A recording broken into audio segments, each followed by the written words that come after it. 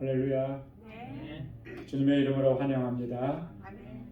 우리 다 같이 마음을 정돈하시고 하나님 앞에 묵상 기도 드리심으로 수요 찬양 예배 시작하겠습니다.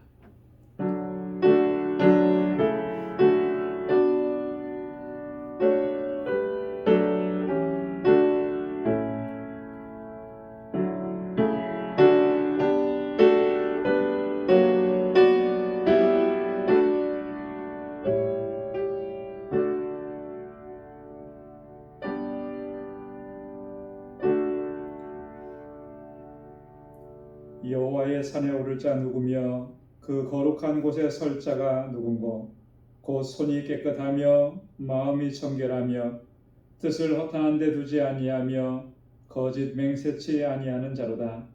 저는 여호와께 복을 받고 구원의 하나님께 의를 얻으리니 이는 여호와를 찾는 족속이요 야곱의 하나님의 얼굴을 구하는 자로다. 아멘. 사랑과 은혜가 충만하시고 자비하신 여호와 하나님 아버지, 성의로 지난 3일 동안도 저희들의 삶 가운데 늘 동행해 주시고 은혜 베풀어 주시고 험한 세월 속에서도 주님 우리의 믿음을 견고하게 지켜주셔서 하나님의 뜻대로 행하게 하심을 감사합니다. 또한 오늘 이 저녁에 다시금 주님의 보좌 앞으로 불러주시고 주님께서 베풀어 주신 그 은혜를 기억하며 아버지 하나님 주님의 성호를 찬양하게 하시고 하나님 예배하게 하심을 감사합니다. 우리 온 마음과 뜻과 정성과 힘을 다하여 하나님을 예배하는 이 시간 되도록 도와주옵소서.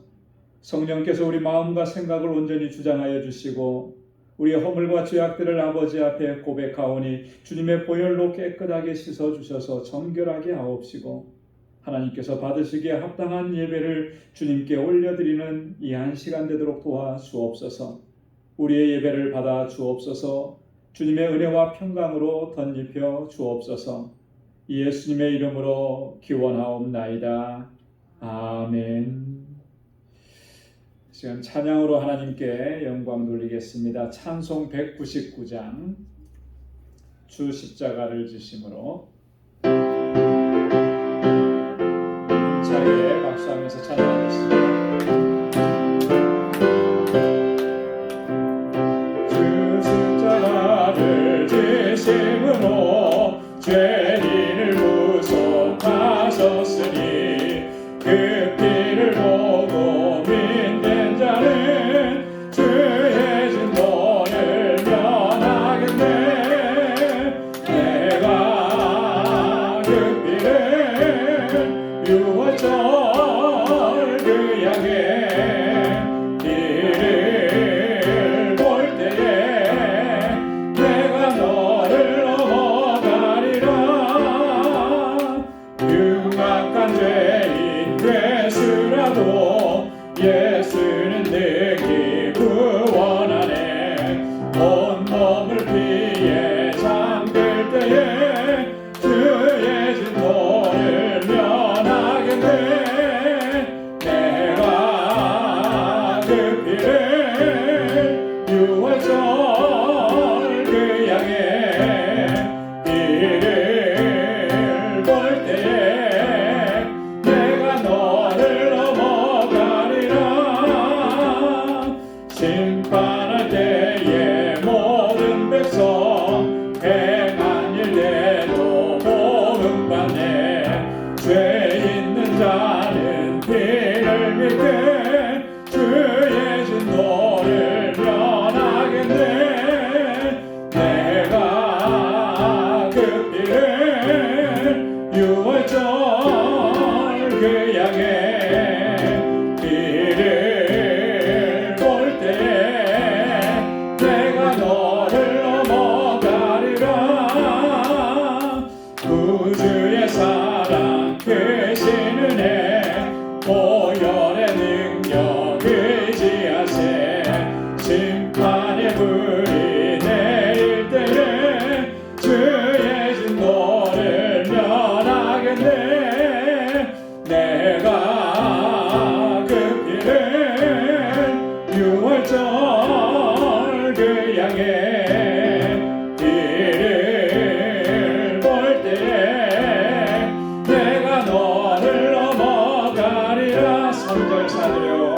심판할 때에 모든 백성 행한 일대로 보응받네.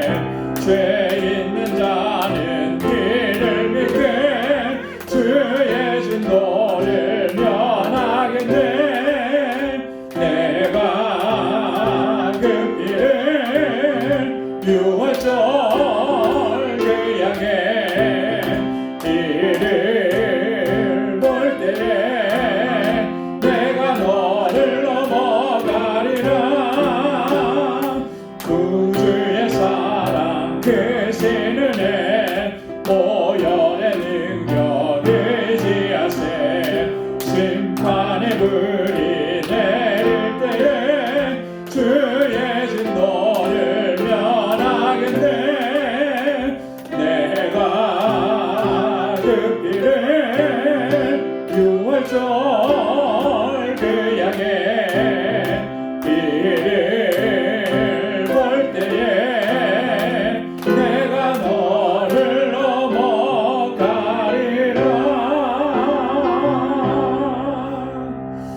아멘. 주님께서 세상을 심판하실 때 우리에게 덧입혀 주신 주님의 보혈을 보시고 그 심판에서 넘어가시고 우리를 구원하시는 줄로 믿습니다. 우리 찬송 500장 찬송 주음성 외에는 한 장 더 부르시겠습니다.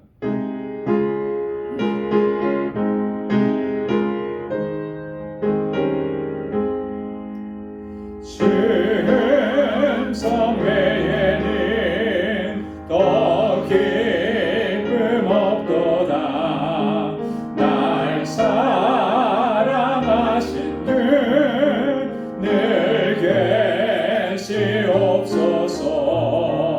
기쁘고 기쁘도다. 항상 기쁘도다. 나 주께 왔사오니 복주 없소서. 나 주께 왔으니 복 주시옵소서. 주 함께 계시면 큰 시험이기네. 기쁘고 기쁘도다. 항상 기쁘도다. 나 주께 왔사오니 복 주옵소서. 주 떠나가시면 내 생명 헛되네. 즐겁고 슬플 때 늘 계시옵소서. 기쁘고 기쁘도다. 항상 기쁘도다. 나 주께 왔사오니 복 주옵소서. 그 귀한 언약을 이루어 주시고 주 명령 따를 때 늘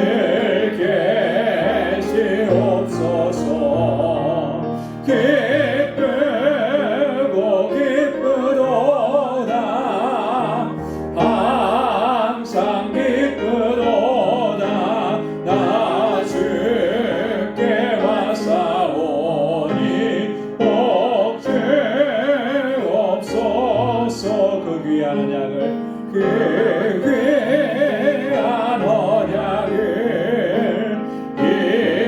이루어 주시고 주 명령 따를 때 늘 계시옵소서. 기쁘고 기쁘도다. 항상 기쁘도다.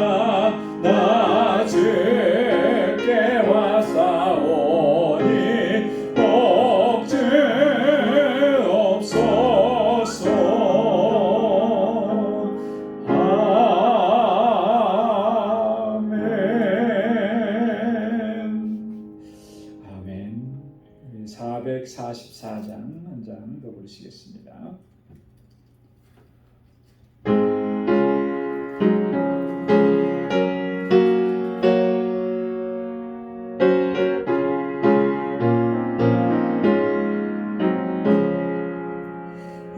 예수가 거느리시니 즐겁고 평안하구나. 주야의 자도 깨는도 예수가 거느리시네. 주날 항상 돌보시고 날 친히 거느리시네. 주날 항상 돌보시고 날 친히 거느리시네. 때때로 괴로움 당하면 때때로 기쁨 누리네.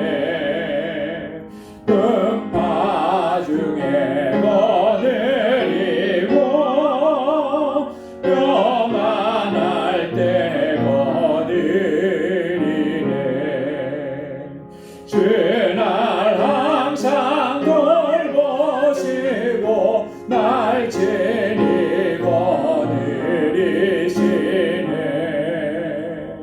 주날 항상 돌보시고 날 친히 거느리시네. 내 주의 손을 붙잡고 천국에 올라가겠네. 괴로우나 즐거우나 예수가 거느리시네. 주날 항상 돌보시고 날 친히 거느리시네. 주날 항상 돌보시고 날 친히 거느리시네. 이 세상이 변할 때에 지옥의 권세 이기네. 천국에 있을 때에도 예수가 거느리시네. 주날 항상 돌보시고 날 친히 거느리시네. 주날 항상 돌보시고 날 친히 거느리시네. 주날 항상 주날 항상 돌보시고 날 친히 거느리시네. 주날 항상 돌보시고 날 친히 거느리시네.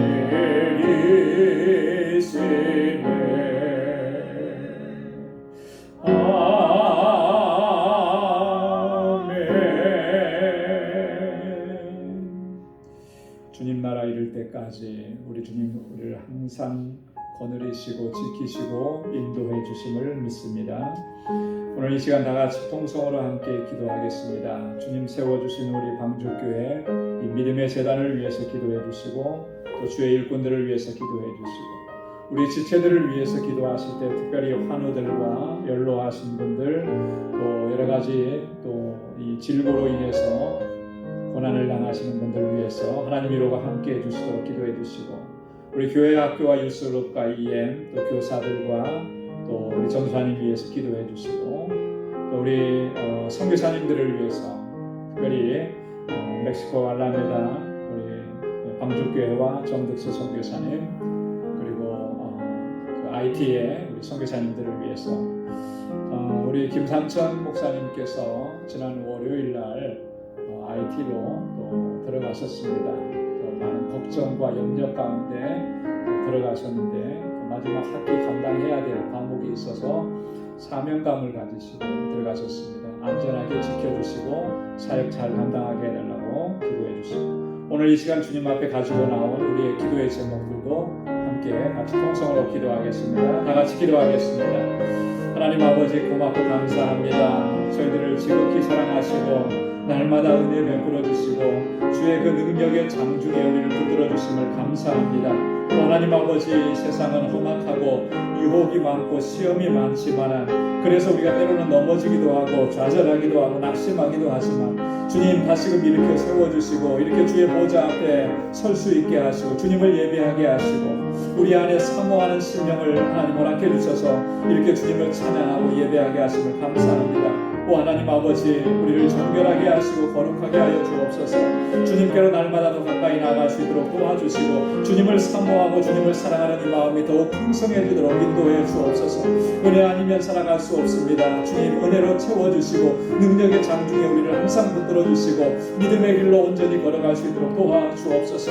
아버지 하나님, 우리 광주의 믿음의 권속들이 오늘 이 세상에 주님 앞에 나와서 마음을 같이 하여서 주님을 찬양하며 또 함께 기도합니다. 주님께서 세워주신 우리 광주재단 21년 전에 세워주셨고 지금까지도 선한 역사 이루시며 인도해 주심을 감사합니다. 정말 하나님께서 우리에게 맡겨주신 그 영혼 구원의 사명을 잘 감당하는 진정한 구원의 광주가 되게 하여 주옵시고 우리 모든 믿음의 권석들을 견고하고 든든하게 붙잡아 주셔서 한 사람 한 사람이 더 믿음의 용사들이 되게 하여 주옵소서. 이 재단에 세워주신 하나님의 귀한 일꾼들 주의 종들에게 하나님 권능으로 함께 하시고 큰 믿음 더해 주시고 주 앞에 충성스러운 종으로 서게 하시고 늘 눈물로 기도하게 하시며 아버지 하나님, 저들이 섬기는 그 모든 수고와 헌신이 아버지 하나님이 떨어지지 않게 하시고 주님께 상달되게 하시며 아버지 하나님, 이 재단의 아름다운 초석들이 되게 하여 주시옵소서. 오 하나님 아버지, 우리 교회 학교와 유스그룹과 EM을 위해서 기도합니다. 아버지 하나님, 우리 사랑하는 어린 신령들, 학생들, 청년들, 아버지 다음 세대를 이끌어가야 할 귀한 주의 일꾼들입니다. 저들을 붙잡아 주시고 저들이 믿음 안에서 아름답게 성장하게 하시고 하나님 잘 경유하게 하시고 아버지 하나님의 세상에 아버지 하나님의 유혹을 넉넉히 이겨내게 하시며 하나님의 귀한 일꾼들로 자라가도록 도와주시고 저들을 위해서 애쓰고 수고하는 우리 전도사님과 모든 교사들을 위해 주의 능력과 권능으로 함께하여 주시옵소서. 아버지 하나님, 우리 교회 각 기관들마다 세워주신 주의 일꾼들에게 능력으로 함께하여 주시고 주님의 지혜로 덧입혀 주옵소서. 우리 온 성도들이 마음과 뜻을 같이 할 수 있도록 도와주셔서 한 마음이 되게 하시고 아름다운 사랑의 공동체를 이루어가게 하여 주옵소서. 우리 지체들 가운데 아버지 여러 가지 형편과 사정으로 인하여 곤고한 가운데 있는 심령들, 육신의 연약함 때문에 하나님 주님 앞에 부르짖고 간구하는 귀한 심령들 주님의 손으로 만져주시고 치료하시고 아버지 온전하게 회복시켜 주옵소서. 아버지 하나님, 특별히 우리 아버지 믿지 아니하는 우리 식구들 때문에 눈물로 기도합니다. 하나님, 저들의 기도를 들어주시고 하나님의 구원의 역사를 허락해 주셔서 우리 온 식구들의 같은 마음으로 주님을 섬기고 주님을 예배하는 그날을 속결하여 주옵소서. 세계 곳곳에 주의 복음을 전하는 귀한 종들 주님께서 눈동자와 같이 지켜주시고 주의 권능으로 함께하여 주시고 아버지 하나님의 저들을 통하여 선포되어질 하나님의 말씀이 그 죽음의 땅에서 생명들이 살아나는 놀라운 역사가 있게 하여 주옵소서.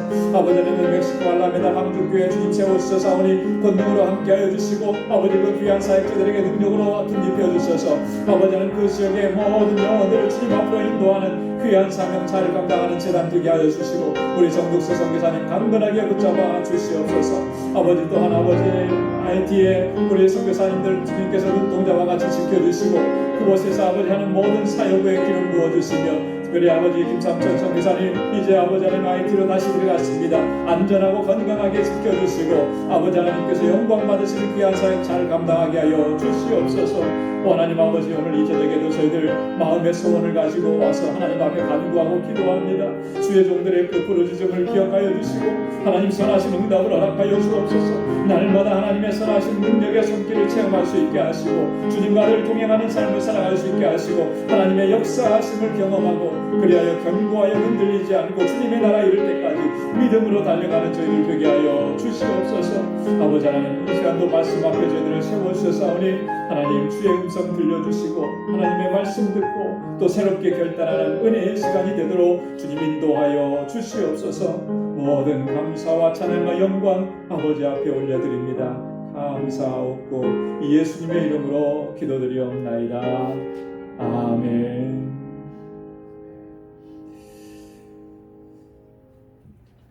오늘 함께 묵상할 하나님의 말씀 사도행전 제10장 1절에서 8절까지 말씀입니다. 사도행전 제10장 1절에서 8절까지 말씀.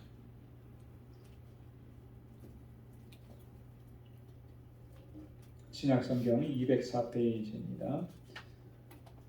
제가 한 절 읽고 여러분 한 절 읽고 이렇게 교독하도록 하겠습니다. 가이사랴에 고넬료라 하는 사람이 있으니 이달리아데라 하는 군대의 백부장이라. 그가 경건하여 온 집안으로 더불어 하나님을 경외하며 백성을 많이 구제하고 하나님께 항상 기도하더니 하루는 제9시쯤 되어 환상 중에 밝히 보매 하나님의 사자가 들어와 가로되 고넬료야 하니 고넬료가 주목하여 보고 두려워 가로되 주여 무슨 일이니이까.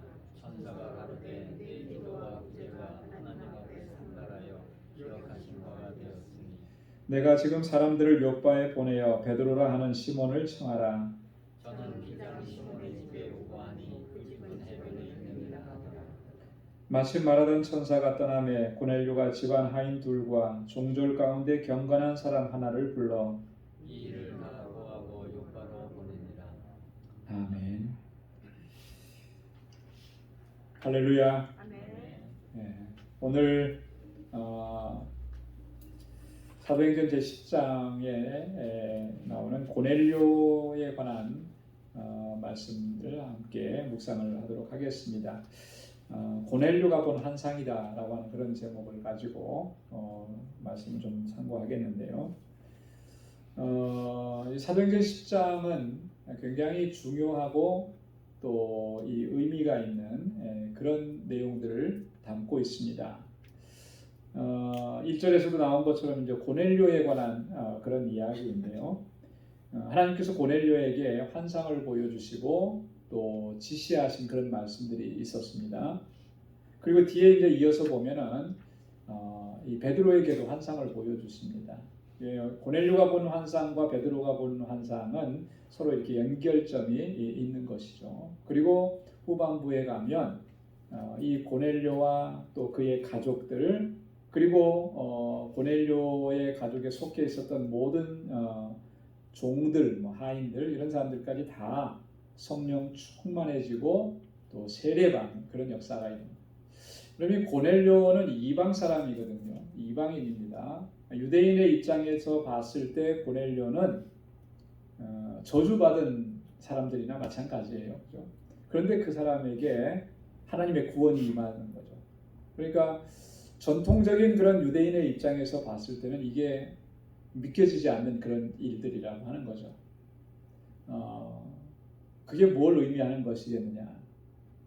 하나님께서 이 구원의 복된 소식을 이제 유대 지경, 사마리아 지경을 넘어서서 이방인의 지역에까지 복음이 전해지도록 하고 구원받는 하나님의 백성이 늘어나게 되는 그런 과정들을 보여주는 것이다라고 하는 거죠. 사도행전을 우리가 28장까지 있는데 쭉 사도행전을 읽어가다 보면 중간중간에 우리가 정말 이렇게 주의 깊게 살펴봐야 되는 중요한 그런 대목들이 있어요. 사도행전 1장은 우리가 지난번에 살펴본 것처럼 예수님께서 승천하시는 장면이 기록되어 있습니다. 그죠? 승천하시면서 주신 명령이 있어요. 그 명령을 우리가 꼭 기억해야 하는 것이 어떻게 하라고 그랬습니까? 땅끝까지 이르러 내 증인이 되리라. 예수 그리스도의 증인되라고 하는 주님의 명령이 승천하시기 직전에 주신 명령이라는 거죠. 자, 2장에 가면은 어떤 내용이 기록되어 있느냐면 초대 예루살렘 교회 성령으로 충만해지는 역사가 나타나는 겁니다. 마가의 다락방에 모였을 때 약속하신 그것을 내려주셨죠. 그 선물을 주셨습니다. 그게 바로 성령이었다는 거죠. 그렇게 해서 초대 교회가 탄생을 하는 게 이제 2장에 나오고요. 그 다음에 이제 6장에 가면 이 7 집사를 선택하는 장면이 나와요. 그죠? 7 집사. 그리고 7장에 가면 스데반의 순교가 나옵니다. 그래서 최초의 순교자죠. 우리 기독교 교회사에 있어서 스데반은 최초의 순교자였다. 8장으로 넘어가면 지난번에 말씀 나눈 것처럼 빌립에 의해서 사마리아 지역에 복음이 전해지는 내용이 이제 8장 전체에 걸쳐서 이렇게 나오게 됩니다. 그리고 9장에서는 어떤 내용이 기록되어 있었죠? 사울이 회심하는 장면이 나왔죠. 그죠? 사울이 회심하고 다메섹에서 그리고 예루살렘에서 예수 그리스도를 증거하는 내용이 나왔습니다. 자, 여기까지가 보면 어떻게 보면 이 사마리아 경내에서 복음이 증거되어지는 그런 내용입니다. 자, 그런데 10장에 오면 지금 무대가 좀 바뀌어요. 오늘 본문에도 나오지만 어디라고 했냐면 가이사랴라고 하는 곳으로 이제 옮겨집니다. 그곳에 고넬료가 있었고 거기서 고넬료를 베드로가 만나고 베드로가 하나님의 말씀을 전하고 그들을 위해서 기도할 때 이방 사람들에게도 성령이 임하시는 것을 체험하게 되는 거죠. 여러분 그런 장면을 보면서 가장 놀랬던 사람이 누구였겠습니까? 당연히 베드로가 놀랬겠죠. 그죠? 네, 베드로가 놀랬을 거예요. 그런 내용들이 오늘 이 10장에 나옵니다. 자, 그걸 의미하는 게 뭐냐? 앞으로 사도행전에서 이후에 나타나는 모든 역사는 이방인 지역에서 복음이 증거되어지는 것을 보여준다고 하는 거예요. 그래서 사도행전 13장에 가면 이 안디옥 교회가 바울과 바나바를 선교사로 파송을 합니다. 그래서 바울의 1차, 2차, 3차 전도 여행 그리고 마지막에는 로마까지 가서 복음을 전하는 것으로 이렇게 나오게 되죠. 자, 오늘 그 출발점이 되는 거예요. 어떻게 보면. 자, 그래서 고넬료가 본 환상이 어떤 의미가 있는지 여기에서 우리에게 말씀해 주시고자 하는 것이 무엇인지 이런 것들을 좀 살펴보려고 합니다. 자, 먼저는 고넬료라고 하는 사람이 어떤 사람이냐라고 하는 거예요. 첫 번째로 보면 이달리아데라 하는 군대의 백부장이라 이렇게 설명을 하고 있습니다. 이달리아데, 이탈리안 레지멘트라고 그러죠. 연대, 이탈리아 군대의 연대급 그런 부대를 이달리아데라 이렇게 우리 한국말로 번역해서는 그렇게 번역을 해놨습니다. 그 군대의 백부장. 여러분 이달리아데의 이 군대는 어떤 역할을 하고 있었느냐면요. 지금 가이사랴에 있었다 그랬잖아요. 이 가이사랴에는 총독부가 있었습니다. 그리고 총독이 거주하는 그 관저가 있어요. 그 총독의 관저를 경비하기 위해서 로마에서 파송된 부대가 바로 이달리아데라고 하는 거예요. 사도행전 27장에 보면 아구사도대라는 말이 나와요. 그죠? 아구사도 부대 이런 뜻이거든요. 아구사도 연대, 아구사도 레지먼트 이런 뜻인데 이 부대는 어떤 일을 했었냐면 사도행전 27장에 보면 바울을 로마로 호송할 때 동원되었던 부대예요. 그때 그 백부장이 나옵니다. 거기에도 율리오라고 하는 백부장이나 그래서 바울을 배에 태워서 그죠? 이렇게 로마로 호송하는 그 역할을 감당했던 아구사도대. 이 군대의 백부장이라고 했습니다. 백부장은 뭐 잘 아시다시피 100명의 부하를 거느리는 장교 그런 뜻이에요. 요즘으로 말하면은 한 중대 규모보다는 조금 작아요. 100명이니까 중대장급이다 이렇게 보면은 됩니다. 자, 그런데 이제 그게 중요한 게 아니고 물론 그것도 중요하지만 그보다 더 중요한 거는 이 백부장 고넬료가 어떤 신앙의 모습을 지니고 있었느냐라고 하는 게 중요합니다. 오늘 우리가 초점을 맞춰야 되는 부분이 바로 여기입니다. 그의 신앙적인 부분이에요. 자, 2절 말씀에 보면 이렇게 기록을 하고 있습니다. 2절 말씀 한번 다 같이 읽어볼까요? 시작. 그가 경건하여 온 집으로 더불어 하나님을 경외하며 백성을 많이 구제하고 하나님께 항상 기도하더니 아멘. 자, 이 백부장 고넬료의 그 신앙의 모습을 이렇게 일목요연하게 딱 정리를 했어요. 여기서 참 우리가 좀 의아한 거는, 놀라운 거는 이방 사람이고 군대의 백부장인데 그가 어떻게 하나님을 알게 되었고 하나님을 믿게 되었을까? 이런 신앙을 가지게 되었을까? 굉장히 의구심이 가는 거예요. 어떻게 그가 믿었을까? 사실은 성경에서는 그런 내용을 전혀 기록을 하고 있지 않습니다. 사실 그게 중요한 게 아니라는 거죠. 그가 보여주는 그 신앙의 모습이 오늘 우리에게는 중요한 거라는 거예요. 네 가지로 정리를 해놨잖아요. 그는 첫째 경건했다. 경건. 헬라어로는 유세베이아라고 하는데요. 그의 신앙이 독실했다라고 하는 거예요. 독실한 신앙관을 가지고 그의 삶은 거룩한 삶이었고 그는 온전히 하나님을 예배하는 삶을 살았고 그는 건강한 영성을 지니고 있었던 그런 사람이다라고 하는 그런 의미입니다. 사실 고넬료는 유대교로 귀의한 사람은 아닙니다. 그죠? 로마의 군대의 백부장으로 그가 그 일을 하고 있었습니다. 하지만 그는 하나님을 경외하고 독실한 신앙을 가지고 하나님을 섬겼던 사람입니다. 이방인이었지만 그는 하나님을 진실되게 섬겼던 사람. 여러분 성경에 보면 특별히 그 누가가 기록한 성경에 보면요, 이 이방 사람인데 진실하게 하나님을 잘 섬기는 이런 사람들에 대한 이야기가 많이 나와요.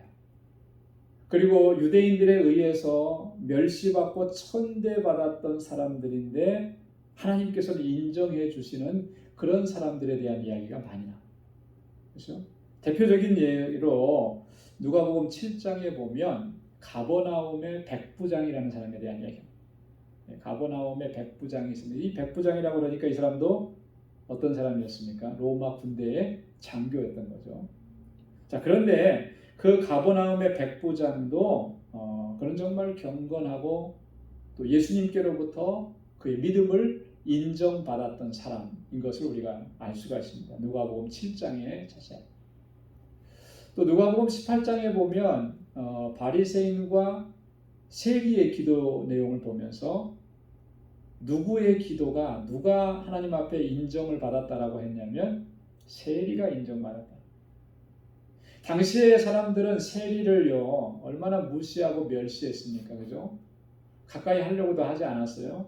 그런데 그가 정말 하나님 앞에 진실하게 기도하는 모습을 보고 주님께서 하시는 말씀은 그가 하나님 앞에 의롭다 인정을 받았다라고 합니다. 그러니까 사람들이 생각하고 있었던 것과는 많이 다른 거예요. 이런 모습들을 볼 때 왜 누가는 이런 내용들을 많이 기록하고 있는가? 사실 누가복음은요 사도행전도 마찬가지이지만 이방인들이 읽을 수 있도록 그렇게 독자들의 대상을 이방인들을 대상으로 해서 이 복음서를 기록을 한 거예요.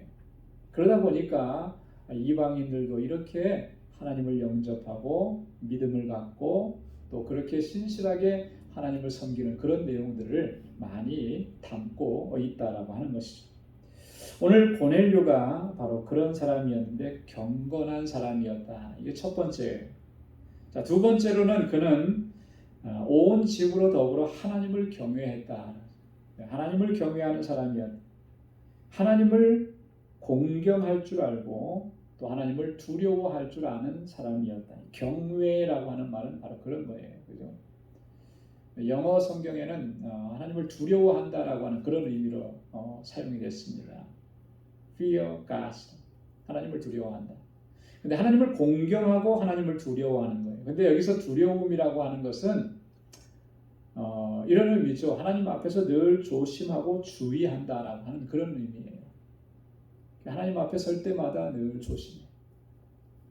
우리가 어떤 중요한 사람들 앞에 혹은 중요한 자리에 가면 말하는 것이나 행동하는 것을 조심하잖아요. 그죠?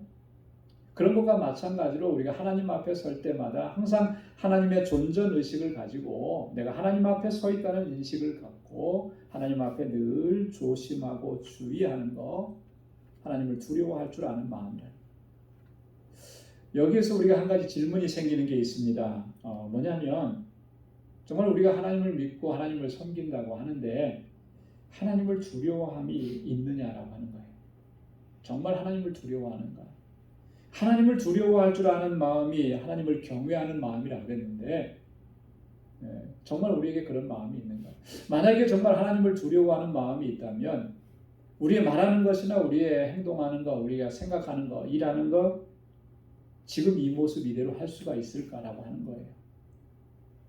여러분이 하나님께 대한 두려움, 하나님을 경외하는 이 마음을 놓치면 그러면 우리의 신앙의 모습들은요 가식적이고 형식적이고 위선적이 될 가능성이 상당히 높습니다. 예수님 당시의 바리새인들, 서기관들이 예수님께 아주 신랄하게 책망을 받은 게 그들의 위선이었잖아요. 그죠? 그들의 위선은 어디서부터 출발하는 것이냐면 하나님을 두려워할 줄 아는 마음을 상실한 데서부터 시작이 되는 거예요. 하나님 두려워할 줄 알면 어떻게 그런 일을 행할 수가 있겠어요? 그죠? 하나님 두려워할 줄 알면 어떻게 불의한 일을 행할 수가 있겠느냐? 그럴 수가 없는 거죠. 하나님 섬긴다고 하면서도 불의한 일을 그대로 진행하고 그대로 행하고 있다라고 하는 건 뭘 얘기하는 거예요? 하나님 두려워할 줄 모른다라고 하는 거죠. 예수님 당시의 서기관들과 바리새인들이 그랬던 거예요. 자, 그렇다면 우리에게 질문하는 것이 정말 나는 어떠냐라고 하는 거죠. 나는 하나님을 두려워하는 마음이 있는가? 그 마음이 하나님을 경외하는 마음이라고 했는데 각자에게 한번 질문을 던져보고 스스로가 한번 대답해 볼 수 있는 그런 시간이 되길 바랍니다. 자, 그 다음에 세 번째 이 고넬료의 신앙의 또 한 가지 특징은 뭐냐면 그는 백성을 많이 구제했다라고 하는 거예요. 백성을 많이. 여러분 구제한다라고 하는 것은 정말 힘들고 어려운 사람들을 긍휼히 여기고 불쌍히 여기고 그를 도와주는 것을 구제라 이렇게 얘기하죠. 이 구제는 이 경건의 실제다 이렇게 얘기할 수가 있어요. 경건의 실제. 하나님을 경외하고 경건하게 살아가는 그런 삶의 실제적인 모습이 어떻게 드러나는가라고 하면 바로 이 구제라고 하는 구체적인 행동으로 드러나게 된다. 여러분 이 야고보서 1장 27절 말씀을 보면 야고보는 우리에게 분명하게 이 사실을 증거해 주고 있어요. 여러분 기록해 놓은 그 말씀을 한번 같이 읽어보도록 하겠습니다. 야고보서 1장 27절 다 같이요. 시작. 하나님 아버지 앞에 정결하고 더러움이 없는 경건은 고아와 과부를 그 환난 중에 돌아보고 또 자기를 지켜 세속에 물들지 아니하는 이것이니라. 아멘. 하나님 앞에서 정결하고 더러움이 없는 경건은 첫 번째로 얘기하는 게 뭐였습니까? 고아와 과부를 그 환난 중에 돌아보고 지금 우리가 살아가는 이 삶의 현장 속에서 가장 소외계층에 있는 사람들, 가장 곤고한 가운데 있는 사람들을 외면하지 아니하고 그들을 살피고 도와주고 그의 필요를 채워주는 것, 그것이 바로 경건이라는 거예요. 경건. 그렇기 때문에 이 긍휼히 여기는 마음으로 구제하고 섬기는 것이 이 경건의 실제인 것입니다. 하나님 앞에 나는 경건하다고 하는데 우리 주변에서 이렇게 고통받는 이웃을 우리가 외면한다면 그 경건이 진짜 경건이겠느냐는 거예요. 여기 보면 참 의아한 말씀이 있잖아요. 정결하고 더러움이 없는 경건은. 자, 이 말이 표현하는 것에 또 숨은 뜻은 뭐가 있겠어요? 그렇지 않은 경건의 모습만 모양만 띠는 형식적인 그런 것들도 있다라고 하는 걸 얘기하는 거예요. 그죠? 우리가 이걸 주의해야 되는 거예요. 혹시 내가 경건하고 하나님 경외한다고 하는데 이것이 위선적이고 형식적인 모습을 띠고 있는 그런 건 아닌지 정말로 진실하고 정결하고 깨끗하고 하나님께서 받으실 만한 그런 경건의 모습을 지니고 있는지 그 기준이 뭐냐? 첫 번째가 고아와 과부를 그 환난 중에 돌아보고 두 번째는 자기를 지켜서 세속에 물들지 않게 하는 것. 이것이 참된 경건이다. 구제라고 하는 것은요, 내 이웃을 내 몸과 같이 사랑하라고 하신 예수님의 명령에 순종하는 구체적인 행위입니다. 예수님은 우리에게 말씀을 하셨습니다. 내 이웃을 내 몸과 같이 사랑하라. 그렇다면 거기에 절대적으로 순종하는 것이 바로 구제라고 하는 이런 행동으로 나타나게 된다라고 하는 거죠. 여러분, 참된 신앙은 두 가지를 가지고 있어요. 참된 신앙의 모습. 첫째는 하나님 사랑하는 것이고, 둘째는 이웃을 사랑하는 것이고. 예수님께서 한 율법사가 한 질문에 대해서 대답을 해주실 때 아주 명쾌하게 대답을 해주셨어요. 율법사가 얘기하기를 어느 계명이 제일 큽니까? 이렇게 질문했을 때 예수님 뭐라고 대답해 주셨어요? 첫째는 뭐라고 했습니까? 내 마음과 뜻과 힘을 다해서 내 하나님 여호와를 사랑하는 것이다. 하나님 사랑하는 것이다. 그리고 둘째는 그와 같이 하나님 사랑하는 것처럼 내 이웃을 내 몸과 같이 사랑하는 것이다. 이 두 가지를 다 해요. 어느 쪽 하나만 있어서 하나만 가지고 그것이 참된 신앙의 모습에 이렇게 얘기할 수 없다는 거예요. 두 개는 같이 연결되어 있어요. 하나님 사랑과 이웃 사랑은요, 항상 연결되어 있는 것입니다. 같이 가는 거예요. 항상 비유로 설명을 하면 자전거가 굴러갈 때 앞바퀴가 굴러가면 뒷바퀴도 당연히 굴러가죠. 동전을 굴리면 앞면과 뒷면이 같이 굴러가는 거죠. 그러니까 하나님 사랑과 이웃 사랑은 항상 같이 가는 거예요. 이게 따로따로 갈 수가 없어요.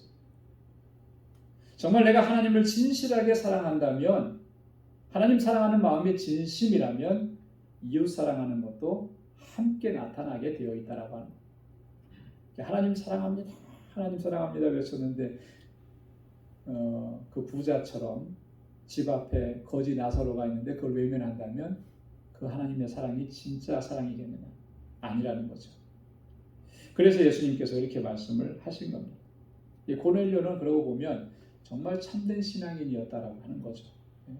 하나님 경외하고 그가 경건하면서도 또한 많이 백성을 구제하고, 그리고 네 번째 보면은 하나님께 항상 기도했다라고 그렇게 말씀해요. 그죠? 고넬료가 진정으로 하나님을 경외하는 사람임을 보여주는 그런 외적인 증거입니다. 항상 기도해요. 여러분, 기도의 본질은 뭐냐면 하나님과의 교제이지 않습니까? 하나님께 기도했다, 항상 기도했다라고 하는 것을 다른 말로 표현하면 그는 항상 하나님과 교제하는 삶을 살았다라고 하는 그런 의미입니다. 여러분들이 기도를 어떻게 이해하고 있는지는 모르지만 우리가 놓치지 말아야 될 가장 중요한 것은요, 기도의 첫 번째는 하나님의 뜻을 구하고 찾는 것이라는 거예요. 기도. 내 뜻을 하나님 앞에 아래서 하나님께서 내 소원과 기도의 제목을 응답해 달라고 하는 것은 그 다음이에요. 그 다음. 어떤 면에서 보면 그거 구하지 않아도 하나님께서는 이미 다 아시고 다 예비해 두시고 허락해 주시는 거예요. 그래서 예수님께서 뭐라고 말씀하셨습니까? 너희는 먼저 뭘 구하라고 했어요? 그의 나라와 그의 의를 구하라 그랬어요. 그리하면 이 모든 것을 너희에게 더하시리라. 사실 우리가 기도한다고 하면서도 그 하나님의 나라와 하나님의 의를 구하기보다는 내게 지금 긴급하게 필요한 것 그것만 먼저 구하다 보니까 이 우선순위가 바뀌는 경우가 많죠. 기도의 첫 번째는 하나님과의 교제. 하나님과의 교제라고 하면 당연히 하나님의 뜻을 먼저 찾고 하나님의 뜻을 먼저 구하는 것이겠죠. 그래서 우리의 기도의 모습이 정말 하나님의 뜻을 먼저 구하고 있는지 살펴봐야 하는 것입니다. 자, 이게 이제 2절에서 고넬료의 신앙의 모습을 설명해주고 있는 것인데, 오늘 같이 읽지는 않았습니다만 22절에 가면 이 고넬료의 종들이 고넬료에 대해서 또 이렇게 증언해요. 22절 말씀을 같이 한번 읽어보겠습니다. 시작.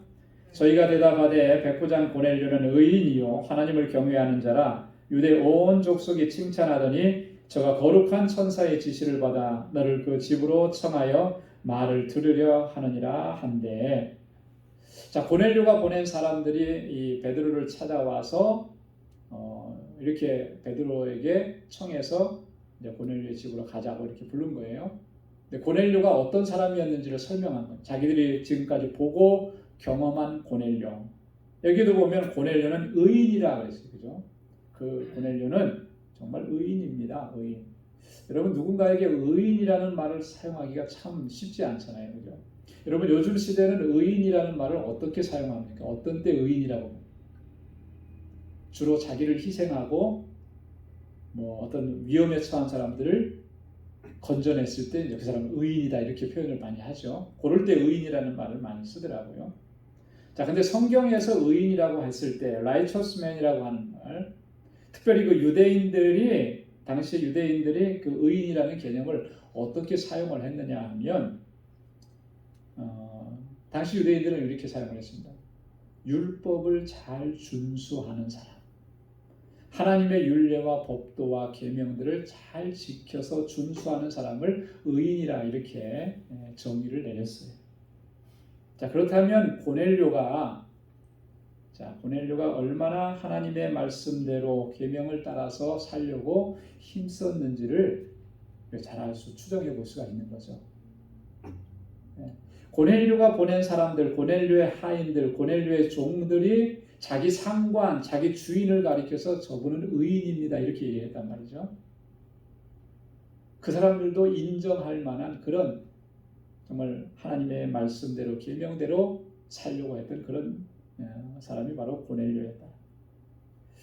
여러분, 시편 1편 1절로 2절 말씀에 보면 이렇게 기록되어 있죠. 복 있는 사람은 악인의 꾀를 쫓지 아니하며 죄인의 길에 서지 아니하며 오만한 자의 자리에 앉지 아니하고 오직 여호와의 율법을 즐거워하여 그 율법을 주야로 묵상하는 자로다. 자, 복 있는 사람은 뭘 즐거워한다 그랬습니까? 여호와의 율법을 즐거워하고, 그죠? 뭘 주야로 묵상한다 그랬어요? 그 율법을 주야로 묵상하는. 이 사람이 복 있는 사람이다 그랬는데 그 시편 1편 그 마지막 결론 부분에 가면 6절에 보면 이렇게 기록했어요. 대저 의인의 길은 여호와께서 인정하시나 악인의 길은 망하리로다.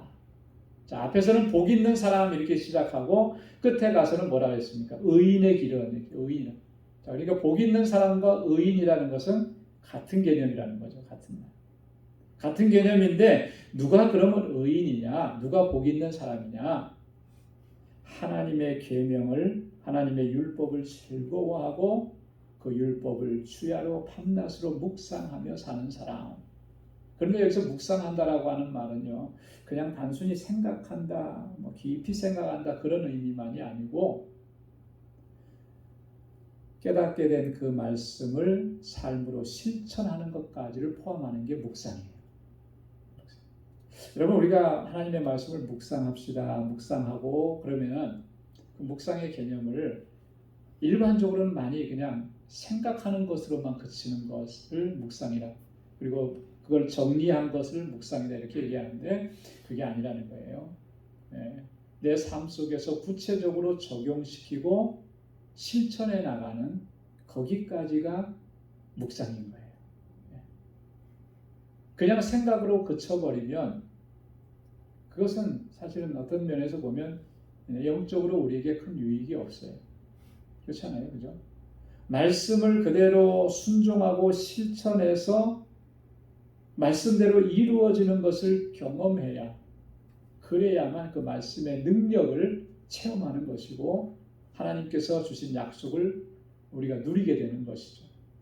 그래서 하나님의 말씀을 실천하는 자리까지 나아가야 된다라고 하는 것이죠. 그렇게 이 고넬료는 하나님의 말씀을 묵상하는 그런 사람이었다. 또 그는 하나님을 경외하는 자라 그랬고요. 그리고 유대 온 족속이 칭찬하더니 그랬습니다.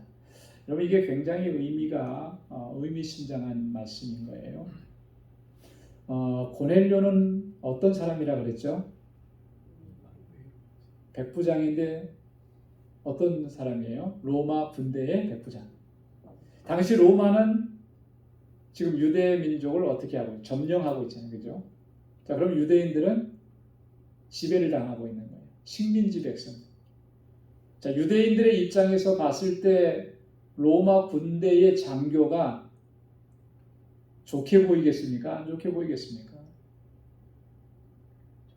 일제시대 때 우리나라 사람들 일본 군인들 보면 그 일본 군인들 좋게 보였겠어요? 안 좋게 보였겠어요? 당연히 안 좋게 보여요. 우리를 점령해서 박해하고 빼앗아가고 압제하는데, 자, 그런데 오늘 보니까 유대인들이 이 고넬료를 가리켜서 유대 온 족속이 고넬료를 칭찬했다 그래요. 칭찬했다. 자, 보니까 고넬료는요, 자기 가족과 자기 하속들뿐만 아니라 식민지 백성인 유대인들에게서도 이렇게 칭찬 듣는 사람이었다. 이게 굉장히 대단한 거죠. 그가 어떻게 행했었는지를 단적으로 보여주는 거예요. 그죠? 여러분, 우리 그리스도인들, 참된 신앙인들의 모습은 바로 이런 모습으로 드러나고 나타나야 된다고 하는 거죠. 하나님과의 관계에서뿐만 아니라 사람들과의 관계 안에서도 이렇게 인정받는 사람들이 되어야 마땅하다고 하는 거예요. 우리가 진정으로 하나님과의 관계를 바르게 세워간다면 다른 사람들과의 관계도 바르게 세워가기를 힘쓴다라고 하는 거죠. 참된 신앙은요, 하나님께만 인정받는 것이 아니고 그의 삶의 모든 모습들을 통해서 믿지 않는 사람들까지도 인정을 하게 되는 거예요. 고넬료가 유대 족속들에게 칭찬을 받았던 것처럼 믿지 않는 사람들도 진실하고 경건하고 신실하게 살아가는 하나님의 백성들을 볼 때, 정말 저 사람들을 마저 저렇게 해야 되는 것이야, 칭찬할 수밖에 없게 된다고 하는 거예요. 우리가 오래전이지만 사도행전에서 그러한 예를 한번 봤습니다. 확인을 했어요. 언제 확인을 했냐면 사도행전 2장 47절에서 확인을 했습니다. 한번 보시죠. 사도행전 2장 47절 한번 같이 읽어보겠습니다. 시작. 하나님을 찬미하며 또 온 백성에게 칭송을 받으니 주께서 구원받는 사람을 날마다 더하게 하시니라. 아멘. 하나님을 찬미했을 뿐만 아니라 온 백성에게도 칭송을 받았다. 누가 그렇게 칭송을 받았습니까? 초대 예루살렘 교회 성도들이에요. 그들이 어떻게 살았길래 일반 사람들도 온 백성들이 그들을 칭송을 했을까? 사도행전 2장 42절 이하에 나오는, 여러분 돌아가셔서 다시 한번 찾아보시기 바랍니다. 거기에 나오는 그들의 삶의 모습을 보고 자기 것을 아낌없이 내어주고 궁핍한 사람들을 돕고 함께 위로하고 격려하는 이런 공동체의 모습을 보고 사람들이 그렇게 느낀 거예요. 그래서 그들을 칭찬합니다. 디모데전서 3장 7절에 보면 바울이 디모데에게 감독을 세울 때 이런 사람을 세워야 된다라고 어떤 기준을 제시합니다. 조건을 이렇게 얘기합니다. 또한 외인에게서도 선한 증거를 얻은 자라야 할지니 비방과 마귀의 올무에 빠질까 염려하라. 하나님의 일꾼으로 세워지는 사람들의 조건이 많이 있는데 그 중에 하나가 뭐냐면 외인에게서도, 믿지 않는 사람에게서도 선한 증거를 얻은 자라야 된다. 좋은 평판, 굿 레퓨테이션을 받은 사람이어야 된다라고. 교회에서는 잘하는데, 열심히 하는데 세상 사람들, 믿지 않는 사람 속에서는 정말 어떻게 저런 사람이 교인이야? 어떻게 저런 사람이 교회의 직분자야? 그래가지고서는 저런 사람 때문에 내가 교회 안 나가. 만약에 이렇게 된다면 그게 과연 하나님의 영광을 드러낼 수 있겠느냐? 오히려 하나님의 영광을 가려. 오늘날 교회에서 사실은 이런 일들이요, 적지 않게 일어납니다. 적지 않게 일어나요. 목회자도 문제가 있어서 하나님 영광 가려우는 일도 많고, 교회 중직자들도 그들이 살아가는 삶의 현장 속에서 믿지 않는 사람 속에서 좋지 않은 모습을 보여서 그것 때문에 하나님 영광 가려우는 일도 너무나 많고, 사실 이 세상이 타락하고 세상이 이렇게 그렇게 되어서 복음이 전해지는 것이 느려지고 복음 전하는 것이 가로막히는 것이 아니고 오히려 우리들 때문에 그래요. 믿는 사람들 때문에. 우리의 삶의 모습이 삶의 현장 속에서 믿지 않는 사람 속에서 선한 행실을 갖지 못하고 좋은 평판을 얻지 못하기 때문에 복음의 문이, 전도의 문이 막히는 경우가 얼마나 많으냐. 우리가 깊이 우리의 삶의 모습을 반성하지 않으면 안 되는 것입니다. 베드로전서 2장 11절 12절에도 베드로가 이렇게 권면합니다. 우리 한번 같이 읽어보도록 하겠습니다. 다 같이요. 시작. 사랑하는 자들아, 나그네와 행인 같은 너희를 권하노니 영혼을 거스려 싸우는 육체의 정욕을 제어하라. 너희가 이방인 중에서 행실을 선하게 가져 너희를 악행한다고 비방하는 자들로 하여금 너희 선한 일을 보고 권고하시는 날에 하나님께 영광을 돌리게 하려 함이라. 아멘.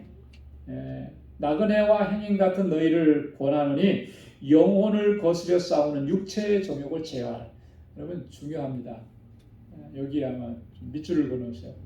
육체의 정욕을 제어하라. 여러분 육체의 정욕이라는 게 뭐겠습니까? 정욕적이다라고 하는 말은요, 자기 마음대로 살아가는 거예요.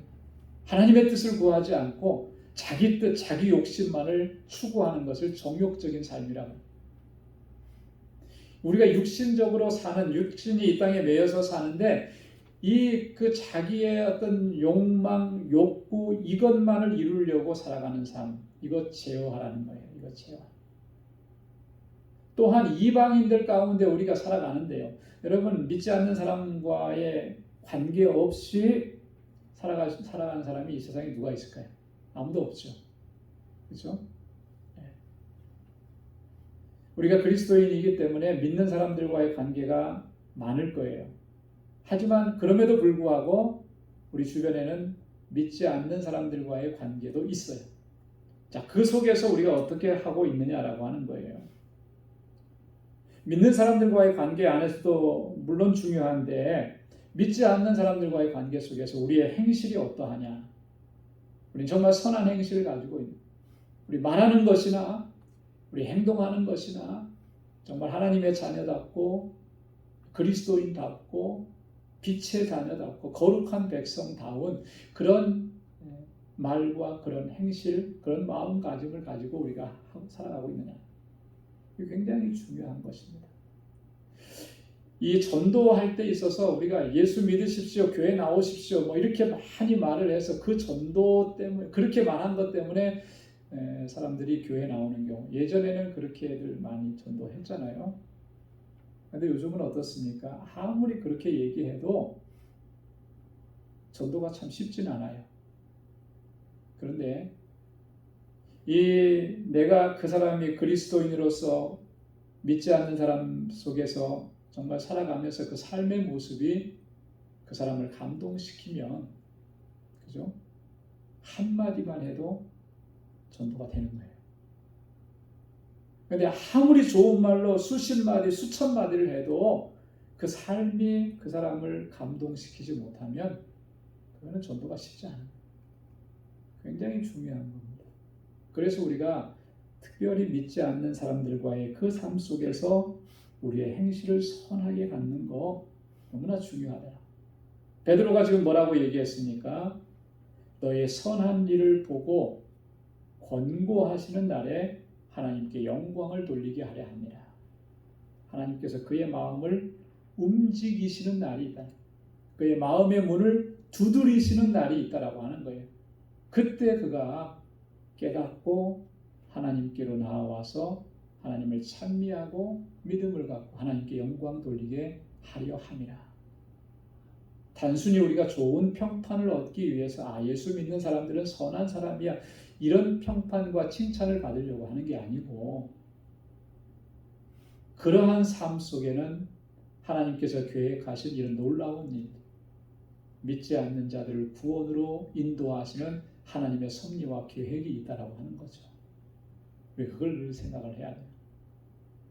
그래서 우리의 삶을 돌아봐야, 오늘 고넬료가 보니까 이렇게 칭찬 듣는 사람이었다. 자, 오늘은 좀 이 한 주제만을 가지고 좀 말씀을 나눴습니다. 고넬료의 신앙의 모습.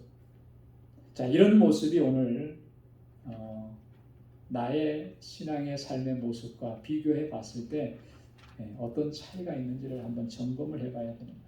그죠? 점검을 해보고 고넬료가 보여준 이 신앙의 모습과 이런 신앙의 자세는 오늘 우리 그리스도인들이 추구해야 되고 지녀야 되는 그런 신앙과 삶의 자세라고 하는 것을 우리에게 교훈해 준다라고 하는 것입니다.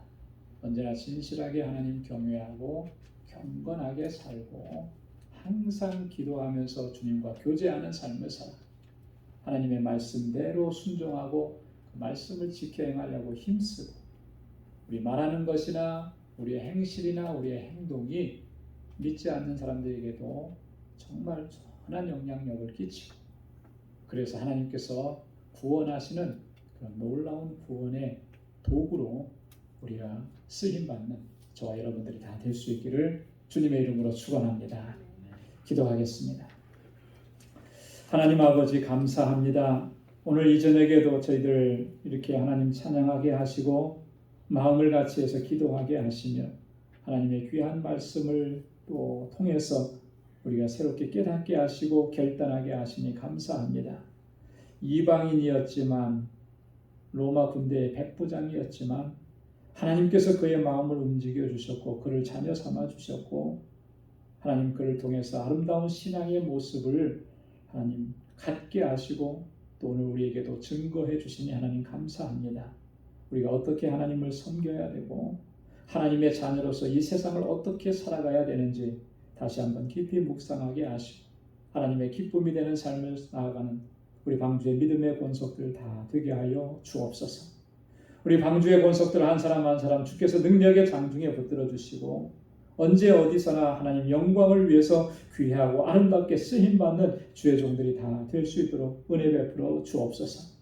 우리 사랑하는 성도들의 가정과 직장과 생업의 터전을 붙잡아 주시고 어디에서나 하나님 영광 높이 드러내고 주님을 찬양하고 주의 이름을 높이는 귀하고 복된 삶을 살아가도록 인도해 주옵소서. 이제는 우리 주 예수 그리스도의 무한하신 은혜와 하나님 아버지의 크고 놀라우신 사랑과 성령의 위로 교통 충만하심의 역사가 주님을 사랑하고 또 주님을 사랑하듯이 내 이웃과 형제와 자매들을 사랑하고 경건하게 살아가기로 결단하는 우리 방주의 모든 믿음의 권속들 그리고 저들의 가정과 직장, 생업의 터전과 학업 위에 이제로부터 영원까지 함께 하시기를 간절히 축원하옵나이다. 아멘.